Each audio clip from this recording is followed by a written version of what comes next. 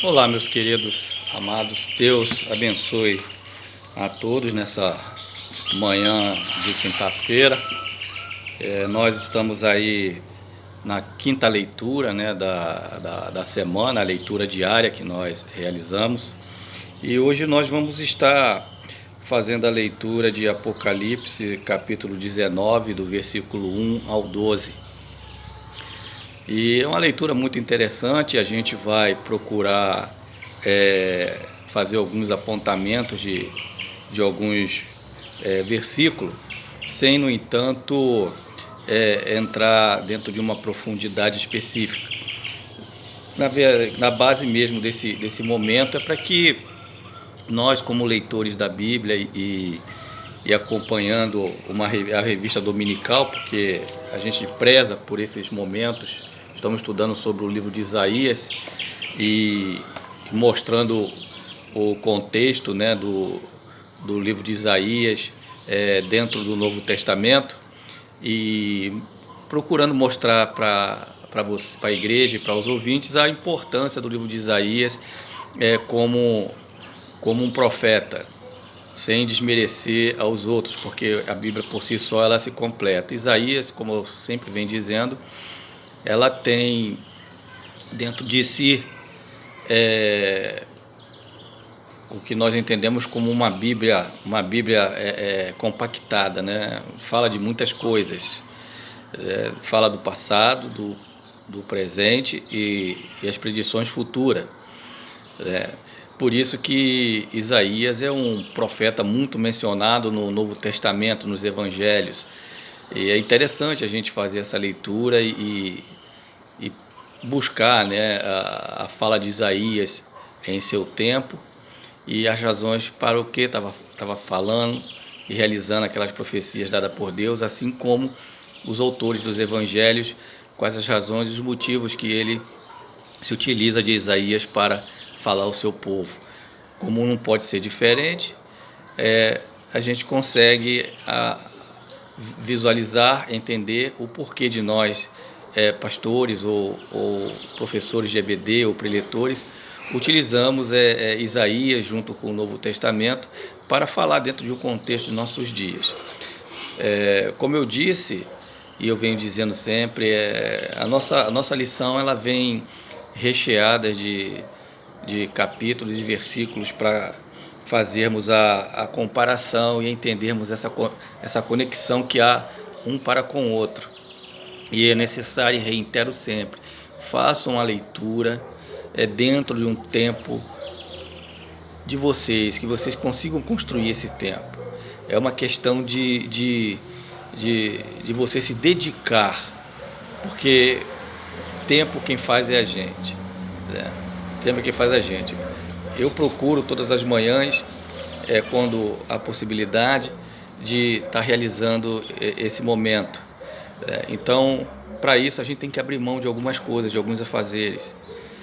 Então, quem constrói tempo é nós. Eu não sou melhor do que ninguém, não é isso que eu estou dizendo, mas mostrar que há sim possibilidades e quais são as prioridades que nós procuramos tirar.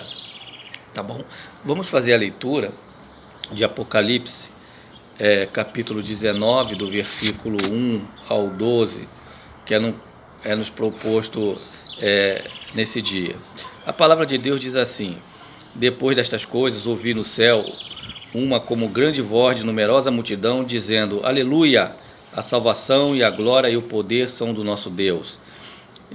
Porquanto verdadeiros justos são os seus juízos, pois julgou a grande meretriz que corrompia a terra com a sua prostituição, e das mãos dela vingou o sangue dos seus servos. Segunda vez disseram: Aleluia! E a fumaça sobe pelos séculos dos séculos. Os 24 anciãos e os 4 seres viventes prostraram-se e adoraram a Deus, que se achava sentado no trono, dizendo: Amém, aleluia! Saiu uma voz do trono, exclamando: Dai louvores ao nosso Deus, todos os seus servos, os que temeis, os pequenos e os grandes. Então ouvi uma voz de numerosa multidão, como de muitas águas e como de fortes trovões, dizendo: Aleluia! Pois reina o Senhor, nosso Deus, o poderoso, o Todo-Poderoso. Alegremos-nos, exultemos e demos-lhes a glória, porque são chegadas as bodas do Cordeiro, cuja esposa a si mesma já se ataviou. Pois lhe foi dado vestir-se de linho fino, resplandecente e puro, porque o linho finíssimo são os atos de justiça dos santos. Então me falou o anjo: escreve, bem-aventurado aqueles que são chamados à ceia das bodas do Cordeiro. E acrescentou: são estas as verdadeiras palavras de Deus. Prostrei-me entre os meus pés para adorá-lo. Ele, porém, me disse: vê, não faças isso, sou conservo teu e dos teus irmãos, que mantém testemunho de Jesus. Adora a Deus, pois o testemunho de Jesus é o espírito da profecia. Versículo 11. Vi o céu aberto e eis um cavalo branco.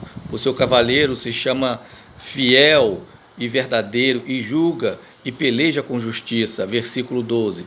Os seus olhos são chama de fogo na sua cabeça. Os seus olhos são chama de fogo e na sua cabeça há fumaça. Os céus, olhos são chama de fogo na sua cabeça. Há muitos diademas. Tem um nome escrito que ninguém não conhece senão ele mesmo. Desculpe os momentos de erro aqui, mas a gente vai consertando na medida, né? Isso acontece. Então, meus queridos, a gente sabe que Apocalipse ele tem uma linguagem quase que incompreensível para uma boa maioria, né? E até para mim mesmo, algumas linguagens é muito incompreensível e nós temos que buscar dentro da literatura e dentro das pesquisas feitas por outros teólogos mais experientes e buscar um denominador comum, né, entre muitas falas que se falam sobre determinadas capítulo, versículo ou palavra, né, de Apocalipse ou de qualquer outro escrito da Bíblia, para a gente poder extrair um denominador comum bem prazível, né, que realmente esteja dentro de um contexto, né? Até porque a gente tem várias teologias voltadas para essas coisas. Bom, a gente leu aqui no versículo 2, 19:2, a palavra justo, porquanto verdadeiro e justo são os seus juízos. Então, esses justos aqui, que julga a grande meretriz, na teologia reformada, coloca como os santos do Senhor, os salvos, né? Esse é o entendimento dos justos. Mas independente dos salvos ou anjos, como alguns entendem, e se falar o julgamento, é claro que o julgamento vem de Deus, a gente sabe disso. A certeza é de que o julgamento de Deus ele virá. Nós temos um pré-julgamento. Esse pré-julgamento é enquanto aqui vivemos e através dos nossos atos pecaminosos, nós temos as consequências desses atos. Nós temos as consequências desses atos e temos a ação do Espírito Santo diante dos seus santos, das coisas erradas, errôneas e pecados que cometemos. Então, um pré-julgamento, um pré-anúncio de que nós temos que parar de dar continuidade àquilo que desagrada a Deus. Isso já é uma forma de julgamento de Deus, mas o julgamento final ele será dado, aonde uns estarão com o Senhor no céu e outros no inferno, lago de fogo. Não é porque Cristo queira, mas é a escolha que cada um de nós fazemos em vida. Então a escolha é o aqui e agora. Depois da morte, sucumbiu a terra, não tem mais como escolher nada. A escolha é feita aqui de plena consciência. E lá no versículo 19:4, ele fala sobre os 24 anciões e os 4 seres viventes, né? Essa é a celebração final da vitória de Deus, que acontece apropriadamente perante sua presença e na companhia dos seus anjos, né, dos seus seres celestiais ali, conforme está em Hebreus 22, 24. Muito interessante isso, muito interessante. O versículo 7, né, do 19:7, fala das bodas do Cordeiro, né? As bodas do Cordeiro. O quadro desse casamento, ele expressa a intimidade, né? O amor e a alegria entre Cristo e o seu povo. É o que expressa essa boda do casamento. No entanto, isso acaba cumprindo-se com a promessa anteriormente expressa ali em Isaías 54, versículo 5, 8, né? Vamos ver Isaías 54, versículo 5, 8. Essa associação, né? Essa expressão 54, versículo 5, que está aqui. Porque o Criador é o teu marido, o Senhor dos exércitos é o seu nome, e o Santo de Israel é o teu Redentor. Ele é chamado o Deus de toda a terra. Então, Isaías já anunciava essa aliança, né, como um casamento. E aqui é testificado por João no livro de Apocalipse, sendo ali inspirado por Deus falando a ele, e ele tendo todas as visões possíveis ali sobre isso. O versículo 9 do capítulo 19 que nós lemos, fala sobre as bodas, né? Sobre essa bênção abençoada e sobre uma festa horrível que é anunciada no versículo 17, 18. Olha, vamos fazer essa leitura aqui para a gente entender melhor isso aqui, tá bom? Sobre a ceia das bodas. O versículo 9 diz assim: Então me falou o anjo, escreve bem-aventurado aqueles que são chamados à ceia de todas das bodas do Cordeiro. E acrescentou: são estas verdadeiras palavras de Deus. Isso é o 19:9. Agora vamos lá no 17:18. Então vi um anjo posto em pé no sol e clamou com grande voz, falando todas as aves que voam pelo meio do céu: Vinde, reuni-vos para a grande ceia de Deus, para que comais carne de reis, carnes de comandantes, carne de poderosos, carne de cavalo e seus cavaleiros, carne de todos, quer livres, quer escravos, tanto pequenos como grandes. Então a gente vê uma diferença tremenda, né, do versículo 9 para o versículo 17 e 18, esse contraste das festas abençoadas e com a festa horrível, né? Isso aí é o julgamento de Deus. Aqueles que estarão com ele, né, em gozo e alegria, e aqueles que serão destruídos, aqueles que não estarão com o Senhor, aqueles que o rejeitaram em vida, né? Então essa alegoria, essa analogia daqui de João em Apocalipse, ele representa bem essa questão, né? A gente lê assim, a gente não compreende muito, mas quando a gente nos dado a luz na palavra, a gente começa a entender melhor isso, fazendo as analogias necessárias, né, as comparações necessárias entre o Velho Testamento, que se dia lá atrás, e aqui em João, que ele coloca para todos nós, dos acontecimentos futuros, né? O versículo 10 do 19:10, ele fala do testemunho de Jesus e o espírito da profecia. O anjo é um servo companheiro dos profetas. João possui o espírito da profecia, né? Então, o anjo é o companheiro dos profetas, o anjo do Senhor, e João, que é o indivíduo, ele possui o espírito da profecia, né? O Espírito Santo vive na vida daqueles que creem no Senhor Jesus. Então esse espírito de profecia, o Espírito de Deus está sobre nossa vida, né? Ele recebe o testemunho de Jesus Cristo, dá e o apresenta à igreja, né? Nos dias de hoje, como que a gente entrega a profecia de Deus? A profecia de Deus, ela está aqui na Bíblia, na palavra. Essa é a profecia. Já está tudo revelado aqui. Então é daqui que nós, à luz do Espírito Santo, procuramos extrair para os nossos dias aquilo que realmente seja necessário para a nossa sobrevivência, para o nosso enlevo e para o nosso amadurecimento e firmeza na fé. até que Jesus venha e volte. Então as profecias estão aqui. E assim a gente vai colocando o ministério e apresentamos a igreja. O ministério de João, ele é bem comparado aos dos anjos, né?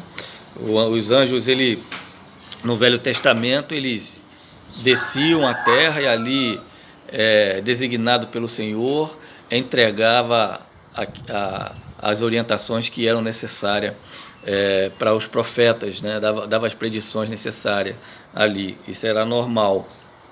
Hoje nós temos a palavra, a Bíblia, para que nos oriente na caminhada em que precisamos andar. Então, a Bíblia já está pronta, já está feita para que a gente possa seguir ali em frente. Aí nós temos aqui também ainda o versículo 11 a 12, ele fala sobre um Cristo vencedor, né? O Cristo vencedor da besta e do falso profeta. Nós estamos vivendo uma sombra disso tudo, né? Falsos profetas, falsos mestres.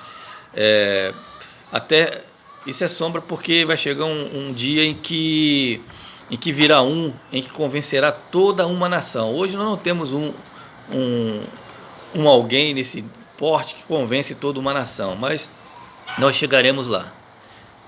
O povo está sendo trabalhado e preparado para isso, por isso tantas apostasias e tantas perseguições e tantas coisas vêm acontecendo, são sombras de preparação. Estejamos preparados para isso. Então o versículo 11, ele fala sobre o céu aberto, né?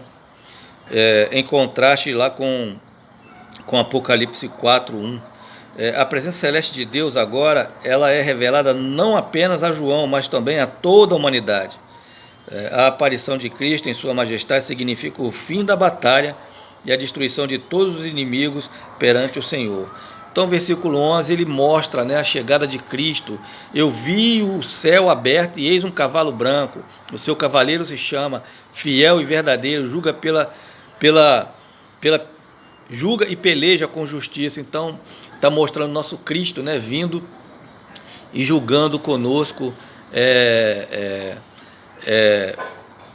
diante dos nossos inimigos, né, diante daqueles que odeiam o cristianismo e diante daqueles que servem a Satanás. Se fosse no Novo Testamento ou no Velho Testamento, a gente diria que serve a Baal. bem desse contexto aqui. Então a gente vê bem essa performance de João mostrando esse sentido, né? E o 17 ele coloca sobre a ceia, né? Assim como o 19 fala da besta.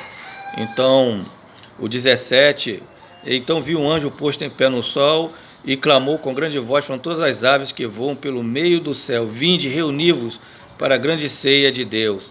Então que nós possamos nos reunir, né? Aqui nesse caso aqui, apenas esse versículo, estaremos unidos na ceia do Senhor. Estaremos unidos na ceia do Senhor, os santos separados. E aqueles que estarão também nessa grande ceia de carnificina estarão separados de Deus. Como eu falei anteriormente aqui, essa ceia, né? Essa ceia de carnificina que aqui se encontra é a separação de Deus do ímpio com o justo, né? O justo separado do ímpio. É o que vai acontecer aqui.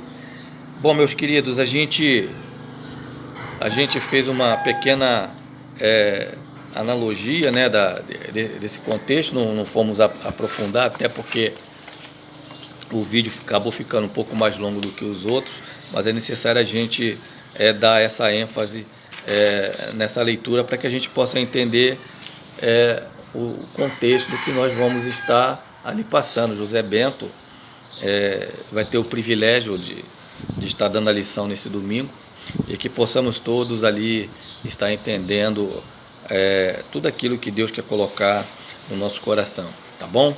faça a leitura da revista, faça a leitura da Bíblia,